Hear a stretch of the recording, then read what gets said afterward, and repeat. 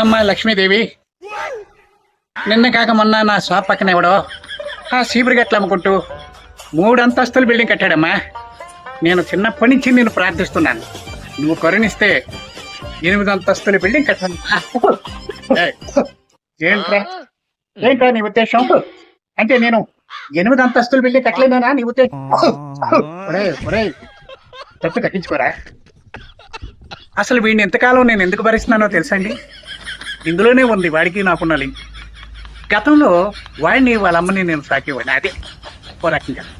అలా వీడు మా కొట్లో సెటిల్ అయిపోయాడు. ఈ దగ్గు కూడా ఎందుకు వచ్చిందో తెలుసండి?